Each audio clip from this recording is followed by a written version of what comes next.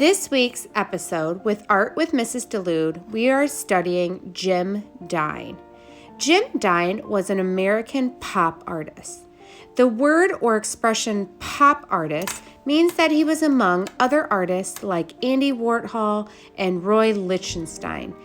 These artists made art about popular items, hence the word pop art. These items would be soup cans, cherries, even icons like Mickey Mouse. They would display them in a repeating pattern. Now, Jim Dine, like most other artists, had many themes as he produced art throughout the years. But one of his most popular themes was his heart theme. He even described himself as a romantic artist, and he saw the shape of a heart as a way that he could easily express two of what he thought were important elements of art. The first one being color, and the second one being texture, how something feels or looks as it would feel. Now it is your turn, students. We are going to be making Jim Dine inspired arts. Your materials today, you will need markers, crayons, 2 pieces of paper, scissors, and glue. We are going to start by folding our paper. Now, if you are in grades kindergarten, first, or second, you will be dividing your paper into 4 sections by folding it once horizontally and once vertically. If you are in grades 3, 4, or 5, I would like you to do this additional fold so that you will have 8 sections, 4 on top and 4 on the bottom. Then we were going to get a pencil and you are going to carefully trace along your fold lines.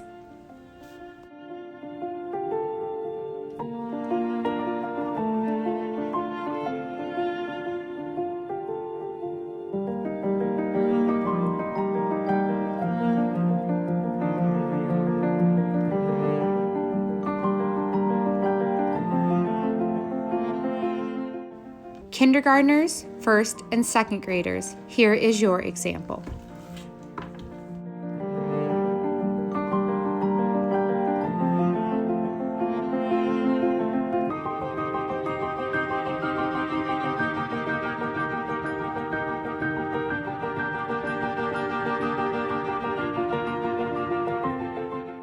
Now, the next step, in true Jim Dine fashion, we are going to be making hearts.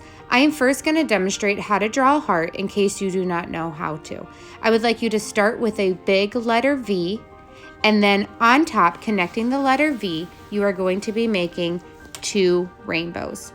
Now, if you already know how to make a heart, feel free to make your heart however you'd like. But remember, part of pop art is having the same image repeating over and over again. So try to make your hearts as similar to each other as you can. Do this in each rectangle. Now, before we start with adding the color stage, you need to be dividing your markers and crayons into 2 different groups, which is why I have paper plates. These are not necessary. You could use plastic bowls or even just piles on your table. But we are going to be separating them into warm colors, which is on the left of your screen, and cool colors, which is on the right of your screen. Warm colors are colors you would think that you would see on a sun. This would include red, orange, yellow, even pink. Cool colors are colors you will see at the bottom of a deep, cold ocean. Blues, greens, and purples. Now, I'm going to start with my marker. I started with warm colors. You can start with whichever ones you'd like. But I'm going to outline my heart with my marker, and I'm going to just be coloring some parts of my hearts. I'm going to be alternating between crayons and markers. The reason why I'm doing this is I want to appear that my heart has texture. Now remember, that is one thing that Jim Dine loved to show in his artwork was texture. So by switching back and forth between markers and crayons, I am getting a good texture or implied texture, which means fake texture, on my hearts.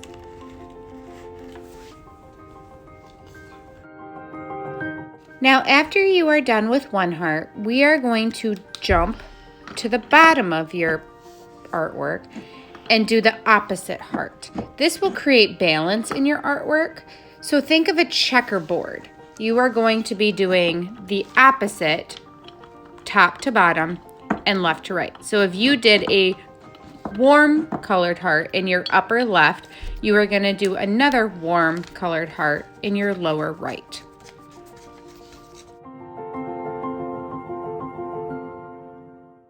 Next, we will be moving to our cool colors. So if you have a warm colored heart, you will be putting cool colors, green, blue, purple, in the background. Use that same technique, alternating between markers and crayons, to create the texture. Mom, how? Remember, this is implied texture, which means fake texture. We know it doesn't feel any different, but we want it to look different. So as you can see, I am alternating between markers and crayons of cool colors to give that effect that Jim Dine does in most of his artwork. Again, whatever you do to this quadrant, you will do to the bottom.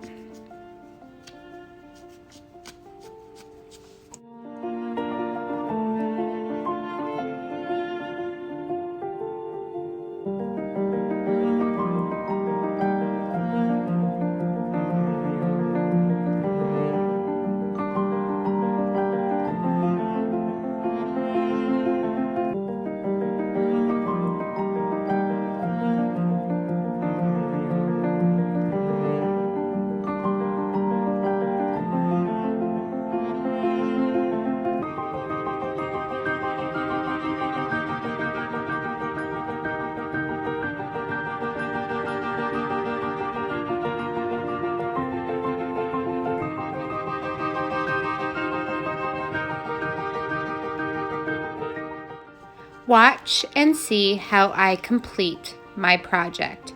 And remember, as always, no white is allowed.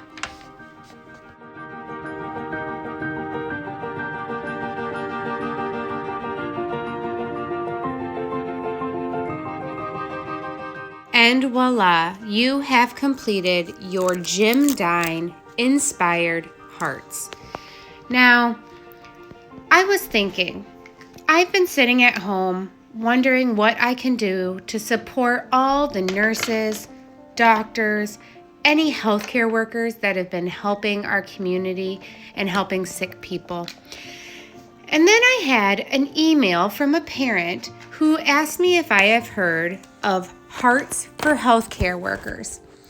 It is a movement where people are displaying hearts in their windows at home to show support and to tell the healthcare workers how much we appreciate them and to thank them. So I have been connecting with this parent, and we have decided that it would be so awesome if you wanted to send your artwork into our healthcare workers in Midland. How great would it be to show your appreciation, to show your action, and to give them some colorful, beautiful artwork to hang up in the hospital where they have been working so hard to keep our community safe. So as an extension for this activity, I got another piece of paper and just wrote a little thank you note telling them how much I really appreciate all their hard work.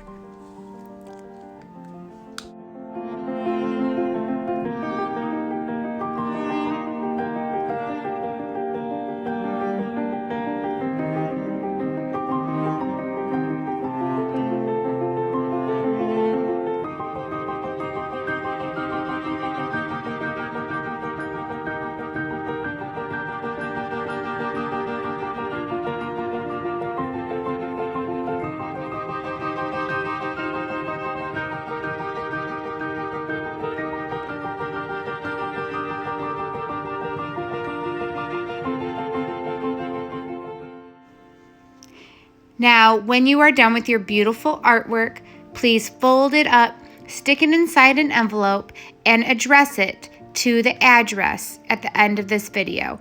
I have a parent that has volunteered to take these into the hospital so that your beautiful artwork can be displayed, thanking all the nurses, doctors, and healthcare professionals for all their hard work. Great job, students.